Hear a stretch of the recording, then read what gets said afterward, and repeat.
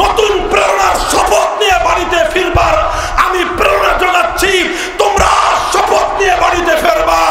আমরা শুধু এরশাদ হাসিনা খালেদা নয়, আগামী দিনে বাংলার মসনদে এরদোগানদের মতো শাসক চাই। আল্লাহর পক্ষ থেকে কিছু মনোনীত ব্যক্তিবর্গ আল্লাহ রাব্বুল আলামিন নির্বাচন করেছেন, যাদের মাধ্যমে আল্লাহ রাব্বুল আলামিন গোটা বনি আদমকে, গোটা নওয়া ইনসানকে তাদের জীবনের মূল লক্ষ্য পানে, তাদের মূল মাকসাদ পানে তাদেরকে পরিচালিত করার জন্য তারা নিজেদের জীবনকে উৎসর্গ করে দিয়েছে। আর এ জাতির জন্য নতুন প্রেরণার শপথ নিয়ে বাড়িতে ফিরবার আমি প্রেরণা যোগাচ্ছি। তোমরা শপথ নিয়ে বাড়িতে ফিরবা। আমরা শুধু এরশাদ হাসিনা খালেদা নয়, আগামী দিনে বাংলার মসনদে এরদোগানদের মতো শাসক চাই।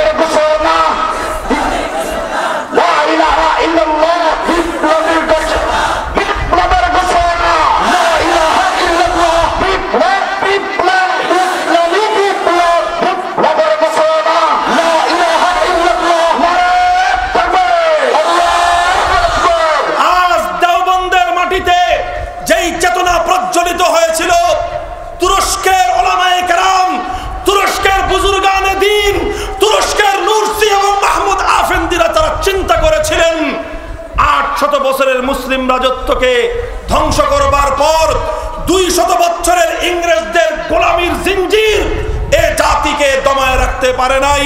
এখানকার ইসলাম এবং মুসলমানদেরকে ধ্বংস করতে পারে নাই। কারণ কি? তারা খুঁজে পেয়েছে যে এদেশে ওলামায়ে দেওবন্দ এমন কিছু মেহনত করেছে যে 200 বছরের ইংরেজদের সমস্ত জুলুম এবং শোষণের পরেও এদেশ থেকে ইসলাম মুছে যায় নাই, মসজিদগুলো ধ্বংস হয় নাই, মাদ্রাসাগুলোকে ওরা ধ্বংস করতে পারে নাই। কারণ দেওবন্দি আদর্শ এমন একটা আদর্শ, এমন একটা নমুনা, এমন একটা মডেল তারা স্থাপন করেছেন যেখান থেকে আবার মৃত্যুপুরীতে নতুন জীবনের স্পন্দন জেগে উঠতে পারে, যেখান থেকে কবরস্থানে আবার নতুন মানুষের প্রাণের স্পন্দন তৈরি হয়। আর সেই চেতনা নিয়েই আজকে নতুন এরদোগান এবং নতুন তুরস্ক গড়ে উঠছে। পৃথিবীর সূচনা লগ্ন থেকেই পৃথিবীর সমস্ত মাখলুকাতের মধ্যে শ্রেষ্ঠ মাখলুক এবং এই পৃথিবী কুল কায়নাত সৃষ্টির যে মূল লক্ষ্য, যারাই মূল মাকসাদ বনি আদম এবং বনি ইনসান, তাদেরকে আল্লাহ রাব্বুল আলামিন সঠিক পথে পরিচালিত করার জন্য, তাদেরকে সঠিক পথ নির্দেশনা দেওয়ার জন্য তাদের সৃষ্টির সূচনা লগ্ন থেকেই আল্লাহ রাব্বুল আলামিন কুদরতি ভাবে দুইটা ব্যবস্থাপনা অবলম্বন করেছেন।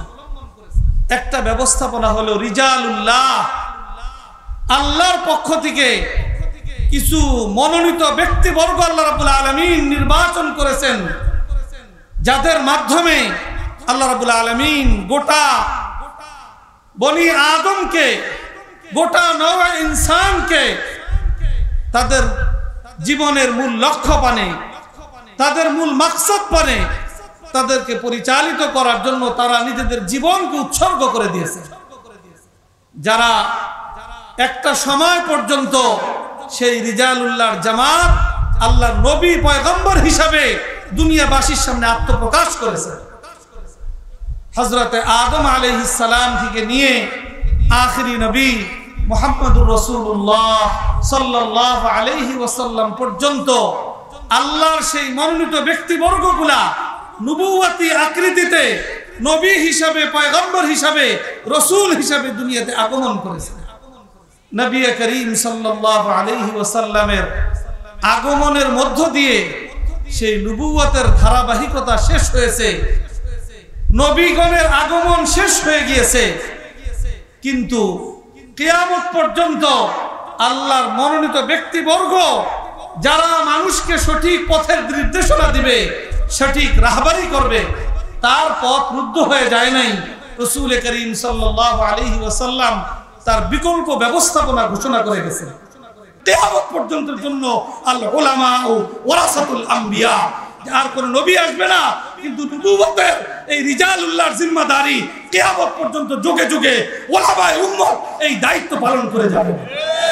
অতএব আমরা যদি সঠিক দ্বীনের নির্দেশনা করতে চাই, উলামায়ে উম্মতের বিকল্প কোনো ব্যবস্থাপনা এই পৃথিবীতে নাই।